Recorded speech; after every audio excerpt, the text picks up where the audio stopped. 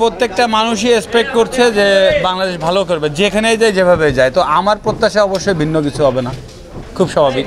আর একাদশ নিয়ে আপনি কোনো ধারণা নেই বলছেন? না, আমার সিরিয়াসলি কোনো ধারণা নাই, আমি দেখি নাই।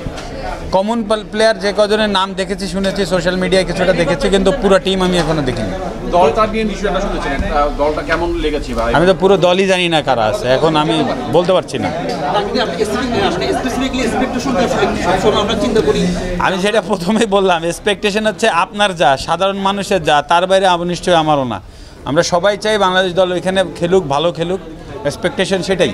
স্পোর্টস এমন একটা জিনিস যেখানে আছে আপনার ইনভেস্টমেন্ট প্রয়োজন। স্পোর্টস এমনি এমনি হবে না। এখন ইনভেস্টমেন্ট করতে গেলে ফোকাস থাকতে হবে, সেখানে আপনারা রিলেটেড, সেখানে স্পন্সরশিপ রিলেটেড, সব কিছু সমন্বয় হলে সেই গেমসটা আস্তে আস্তে বেড়ে যাবে। মানে স্পোর্টসে আপনি ক্রিকেটের কথা বলেন, এখন কী হচ্ছে, আজকে স্পন্সরশিপ বাংলাদেশ ক্রিকেট বোর্ডের কত আছে আপনি দেখেন, অন্যান্য ফেডারেশনের এই অবস্থায় নাই। খুব স্বাভাবিক ব্যাপার যে ইনভেস্টমেন্ট যত থাকবে তত প্লেয়ারদের ফ্যাসিলিটিস বাড়বে, প্লেয়ার তৃণমূল থেকে তত বেড়ে আসবে। তো আমাদের এই জায়গাটায় অন্যান্য গেমসে ল্যাকিংস আছে বলে এই প্রবলেমগুলো হয়। তবে ইনভেস্টমেন্ট যদি ঠিক থাকে তাহলে হবে। এখন এই যে কাবাডি টুর্নামেন্টটায় যেমন এখন ইনভেস্টমেন্ট, যেমন এই একটা টুর্নামেন্টে 5 কোটি 5.5 কোটি টাকা ইনভেস্ট করা হচ্ছে। তো দ্যাট মিনস এই গেমসটা দেখবেন আস্তে এবং লাস্ট 3বার চ্যাম্পিয়ন হয়েছে, যেটা আমরা জানি।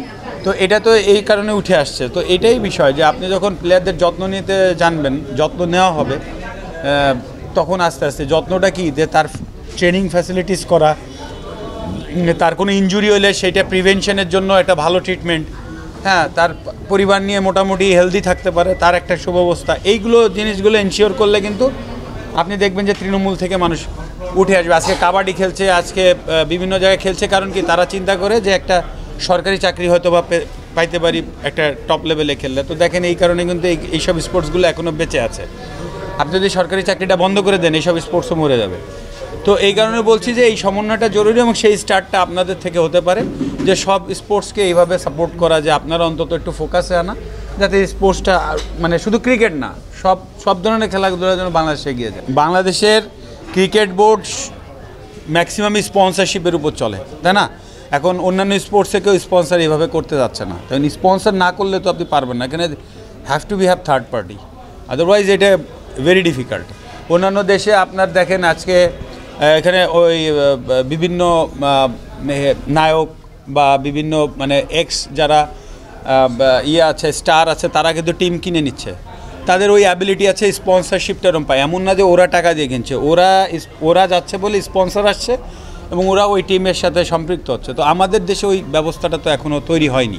এখন ইন্টারেস্ট অন্যান্য খেলায় কেন নাই, সেই জিনিসগুলো ফাইন্ড আউট করে বের করে সেভাবে কাজ করা ইম্পর্টেন্ট। আর আমি যে সবসময় জড়িয়েছি, আমি একটা কথা বলে এসেছি যে আমাদের যার অন্যান্য স্পোর্টস যেগুলো সব আছে, সব স্পোর্টসটা যেন সমানভাবে গুরুত্ব পায় অ্যাটলিস্ট মানুষের কাছে। এখন শুধু ক্রিকেটটাই পাচ্ছে, বা ফুটবল কোনো ক্ষেত্রে পাচ্ছে, বা আজকে আপনি কাবাডি পাচ্ছে, অন্যান্য স্পোর্টস কিন্তু সেবা হচ্ছে না। অথচ আপনি দেখেন আমাদের মেয়েরা অলরেডি চ্যাম্পিয়ন হয়ে এসেছে, সাফ চ্যাম্পিয়ন হয়ে এসেছে ফুটবলে।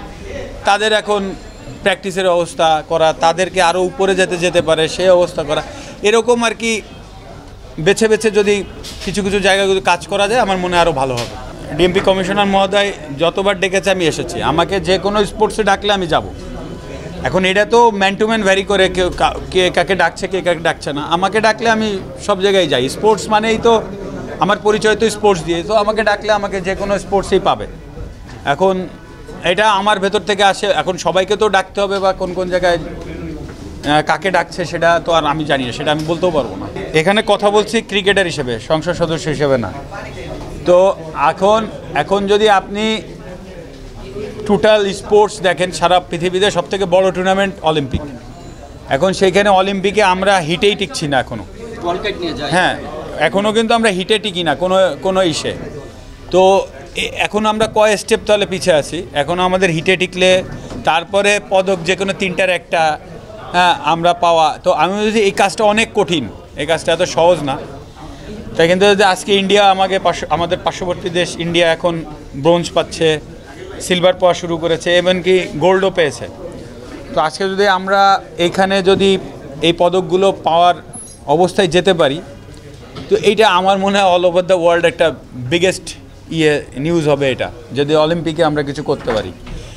ক্রিকেট ওয়ার্ল্ড কাপ অস্ট্রেলিয়া জিতেছে, খুব সারা পৃথিবীতে নাম হয় না। সো ক্রিকেট ওয়ার্ল্ড কাপ এত বড় কিছু নয়, তবে বাংলাদেশের জন্য এটা বিরাট কিছু হবে। কিন্তু অলিম্পিক যদি হয়, সেটা বাংলাদেশের নাম সারা বিশ্বে ছড়াবে।